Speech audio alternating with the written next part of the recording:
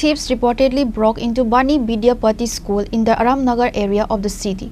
Although the thieves were detected, police were unable to catch them. The headmaster expressed relief that nothing was stolen from the school.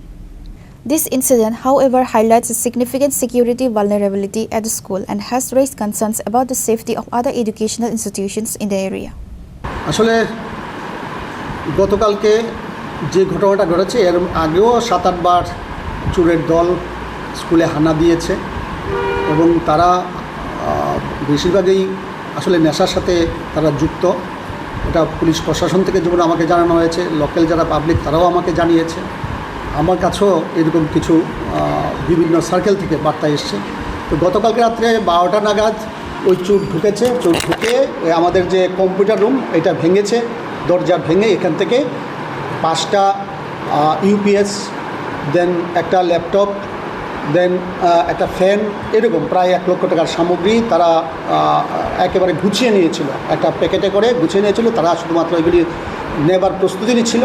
এই মুহূর্তেই আমাদের Ramnagar police station থেকে যারা এইভাবে পেট্রোলিংয়ে ছিলেন তারা যেই হানা দিয়েছেন স্কুলের ভেতর, তারা এগুলি ফেলে চলে গেছে।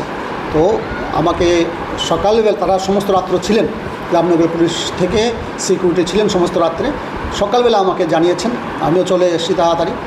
তো এরপরে তারা আমাকে এইগুলি আমাকে হ্যান্ড ওভার করেছেন।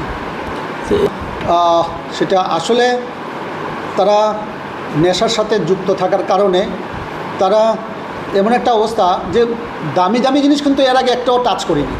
গতকালকেই প্রথম যে ওই ইউপিএসগুলিতে হাত দিয়েছে কিংবা একটা কম্পিউটারে হাত দিয়েছে। Reported by Pranav from Agatla, Chinikhora.